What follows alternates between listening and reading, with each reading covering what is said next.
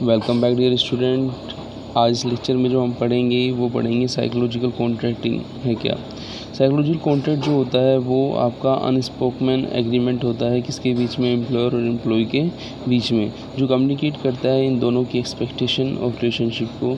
यहाँ पे हम बात करें कि ये जो एग्रीमेंट होता है, जो टर्म ऑफ कॉन्ट्रैक्ट होता है, ये इम्प्लाइड होता है, इंटेंजिबल फॉर्म में होता है। एम्प्लॉय कोई किसी पेपर पर ऐसे साइन करके या कोई फॉर्मल प्रॉमिस करके कॉन्ट्रैक्ट नहीं करता है। ये साइकोलॉजिकल कॉन्ट्रैक्ट जो होता है ये दोनों पार्टीज़ के थ्रू आपका इनफॉर्मली होता है। जैसे हम बात करें साइकिल कॉन्ट्रैक्ट की, तो एक कंसेप्ट ओरिजिनेट हुआ था 1960s में हुआ था। फिर लेटर ऑन ये अमेरिकन एकेडमी ने इसे डेवलप किया था। अब ये जो आपका साइकिल कॉन्ट्रैक्टिंग होता है ये रिलेशनशिप को स्ट्रॉन्ग भी बनाता है। जैसे कि हम यहाँ पे देखेंगे डिटेल में कि साइकोलॉजिकल कॉन्ट्रैक्ट होता क्या है और उसके एडवांटेज क्या हैं। तो psychological contract influences how employ behave according to the underlying relationship they have with the company and other staff. कि एम्प्लॉय का कंपनी के साथ या कंपनी के स्टाफ के साथ क्या रिलेशनशिप है वो साइकोलॉजी कॉन्ट्रैक्ट के थ्रू हम देख सकते हैं। अब हम आगे देखें तो the employ balance what they are put into their job with how they feel they are being treated with by their employer. की कोई एम्प्लॉई अपने एम्प्लॉयर से कैसे ट्रीट होता है वो भी इसके अंदर हम देखते हैं। एडवांटेज की हम बात करें, एडवांटेज ऑफ साइकोलॉजिकल कॉन्ट्रैक्टिंग, तो पहला क्या है, लॉयल्टी। लॉयल्टी जैसा कि नेम से क्लियर है, when both party honour the psychological contract bond of loyalty is form between two. यदि साइकोलॉजिकल कॉन्ट्रैक्ट कोई फॉर्मली तो होता नहीं, इनफॉर्मली होता है। और ये जो आपका इनफॉर्मल कॉन्ट्रैक्ट होता है ये तभी सक्सेस हो सकता है जब दोनों पार्टी में क्या हो, लॉयल्टी हो। तो यहाँ पे बोथ पार्टी से हम एक्सेप्ट करते हैं कि वो पॉजिटिव रिलेशनशिप या लॉयल्टी को बना के रखेंगे। सेकंड आता है एम्पैथी। एम्पैथी का मतलब क्या होता है कि जो अपना बॉस है और जो सुपीरियर है और जो जूनियर स्टाफ है उन दोनों के बीच में जो एम्पैथी होना बहुत ज़रूरी है। जैसे हम यहाँ पे देखें तो एक एग्जांपल भी यहाँ पे रखा है, a boss may allow a good employ to miss a couple of extra day of work due to family emergency. कि फैमिली इमरजेंसी के कारण जो बॉस है अपने एम्प्लॉय को क्या कर सकता है, अलाउ कर सकता है, एम्पैथी दे सकता है।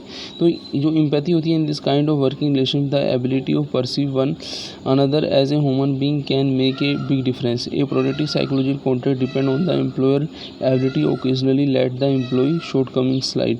कि जो भी एम्प्लॉय को किसी एम्पैथी की ज़रूरत है तो एम्प्लॉय की रिस्पॉन्सिबिलिटी है कि वो क्या, चाहे वो बॉस, उसकी रिस्पॉन्सिबिलिटी है कि वो एम्प्लॉय को वो एम्पैथी दे। ओपन कम्युनिकेशन की हम बात करें, वैन जब साइकोलॉजिकल कॉन्ट्रैक्ट होता है तो वहाँ पे ट्रस्ट बहुत इंपॉर्टेंट फैक्टर होता है। जैसे हमने लॉयल्टी बात की, ऐसी ट्रस्ट भी बहुत इंपॉर्टेंट फैक्टर होता है। दोनों पार्टी में एक दूसरे पर ट्रस्ट होगा तो एक दूसरे को हेल्प करेंगे। जैसे कि आप देखें, when neither the employee nor the boss fair the possibility of it is ease to come up with personal needs, frustration and experience. यदि आप के अंदर ओपन कम्युनिकेशन नहीं होगा, ट्रस्ट नहीं होगा, ये सब चीज़ें नहीं होंगी तो कहीं ना कहीं आपके अंदर लैक होगी उस कॉन्ट्रैक्ट को पूरा करने में। तो यहाँ पे हम देखें एक एग्जांपल ये, if employee find himself frustrated that is boss only give a 2 hours notice before a report and he requested a half day notice, it is a it is trust that boss. This is open communication can building animosity which could deteriorate the psychological contract. कि यदि employer employ को किसी काम को करने के लिए 2 घंटे दे रहा है जबकि उस काम को करने के लिए हमें दो घंटे नहीं, हमें आधा दिन तो कम से कम चाहिए, तो ओपन कम्युनिकेशन करके वो इस चीज़ को डिसाइड कर सकते हैं कि उसके लिए टाइम कितना होना चाहिए। सेटिस्फेक्शन की यदि हम बात करें कि जो एम्प्लॉयर एम्प्लॉय की रिलेशनशिप होती है उसमें सेटिस्फेक्शन तभी होगा जब उसमें डिग्री ऑफ ट्रस्ट हो, रेस्पेक्ट हो, पॉजिटिव और हेल्दी रिलेशनशिप हो। तो वो तभी पॉसिबल होगा जब जो आपका साइकोलॉजिकल कॉन्ट्रैक्ट है वो क्या हो, दोनों की तरफ से ऑनर हो। दोनों ऑनर तभी होंगे जब दोनों क्या होंगे, सेटिस्फाई होंगे। तो इस सेटिस्फेक्शन की यदि हम बात करें तो हम ये देखते हैं कि जो ग्रेटर डिग्री ऑफ ट्रस्ट है, रेस्पेक्ट है, अंडरस्टैंडिंग है, वो दोनों ही पार्टीज़ को क्या करती है, पॉजिटिवली इन्फोर्स करती है उस कॉन्ट्रैक्ट को बनाए रखने की। अब हम बात करेंगे डेवलपमेंट ऑफ साइकोलॉजिकल कॉन्ट्रैक्ट कि जो साइकोलॉजिकल कॉन्ट्रैक्ट होता है उसका डेवलपमेंट क्यों ज़रूरी है, कैसे हम उसका डेवलपमेंट कर सकते हैं। Psychological contract deploy develop and will constantly evolve over the working relationship. की साइलेंट कॉन्ट्रैक्ट जो है दोनों के बीच में प्रॉपर कम्युनिकेशन और बिहेवियर के कारण डेवलप होता है। और इसका जो हम यदि इसको अच्छे से पूरा कराना चाहते हैं तो दोनों का कोऑपरेशन होना बहुत ज़रूरी है, एम्प्लॉयर एम्प्लॉय का कोऑपरेशन होना ज़रूरी है। Silent contract can B breach. Silent contract can psychological contract को यदि हम डेवलपमेंट की बात करें तो इसमें जो एम्प्लॉयर एम्प्लॉई की रिलेशनशिप थी वो बहुत ज़रूरी है। साइकोलॉजिकल कॉन्ट्रैक्ट के अंदर कोई रिटर्न तो नहीं रहता कि प्रीवियसली जैसे कुछ रिटर्न एग्रीमेंट हुआ उन दोनों के बीच में, ये उनके बीच में म्यूचुअल अंडरस्टैंडिंग होती है। तो यहाँ पे ये चीज़ सबसे इम्पोर्टेंट रहती है कि दोनों पार्टी क्या करें, जो कंट्रीब्यूट करें जो अपना साइकोलॉजिकल कॉन्ट्रैक्ट है उसको पूरा करने में। हम आगे देखते हैं कि जो अपना साइकोलॉजिकल कॉन्ट्रैक्ट के लिए क्या क्या चीज़ें ज़रूरी हैं। तो इसमें देखिए employee inputs things such as effort, ideas, commitment and make sacrifice for the company, कि एम्प्लॉय क्या करे अपनी तरफ से जो भी एफर्ट्स हैं, आइडियाज़ हैं, कमिटमेंट हैं और जो भी सेक्रीफाइस वो कंपनी के लिए कर सकता है वो उसको करने चाहिए। और इसके रिटर्न में एम्प्लॉय को मिलता क्या है, they receive reward from the employer such as job security, और उससे उसको मिलेगा क्या, जॉब सिक्योरिटी मिलेगी, रिकॉग्निशन मिलेगी, पर्सनल डेवलपमेंट मिलेगा, स्टेटस मिलेगा। तो आप ये देखें कि ये टू वे है। यदि आप कुछ ऑर्गेनाइजेशन के एम्प्लॉय के नाते आप ऑर्गेनाइजेशन को कुछ दे रहे हो तो ऑर्गेनाइजेशन भी उसके रिटर्न में आपको कुछ देता है, in the form of job security, in the form of recognition, in the form of personal development, status etcetera.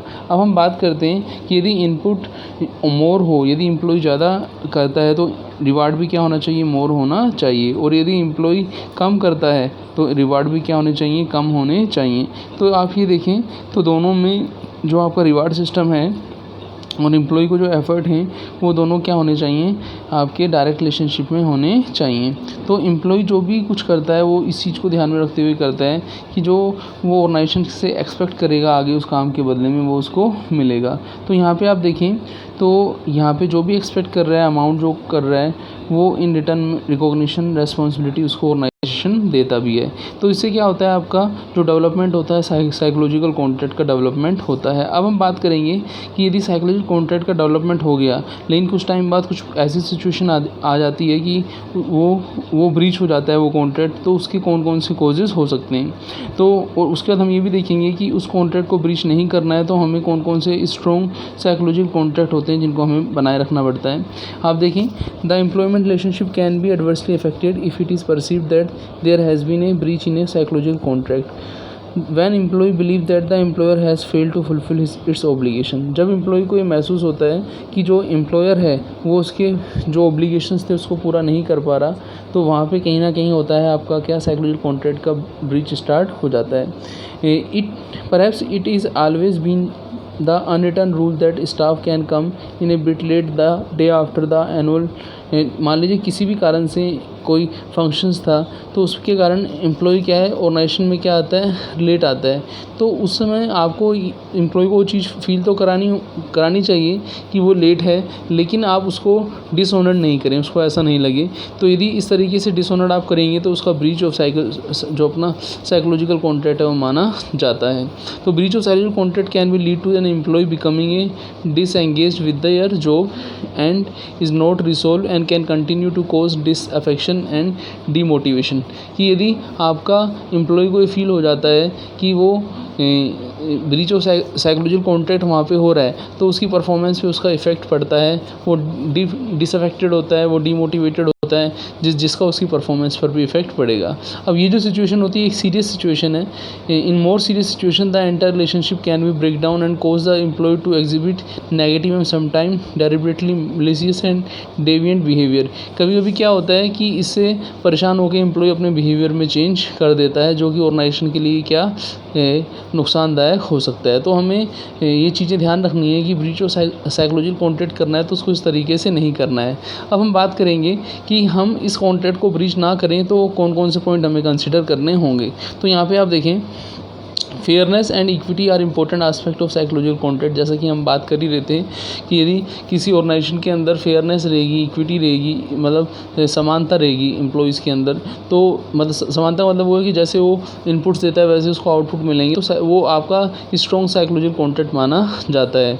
तो यहाँ पर हम बात करें कि साइकोलॉजिकल कॉन्ट्रैक्ट को यदि हमें हेल्दी बनाना है, स्ट्रॉन्ग बनाना है, तो हमें एम्प्लॉयर एम्प्लॉयमेंट की जो रिलेशनशिप है उसको भी क्या करना पड़ेगा, स्ट्रॉन्ग करना पड़ेगा। और यदि ये आपकी रिलेशनशिप स्ट्रॉन्ग होगी तो ये इंक्रीज़ करेगी फ्लेक्सिबिलिटी को, एम्प्लॉय की जो भी परफॉर्मेंस है उसको क्या करेगी, इंक्रीज़ करेगी।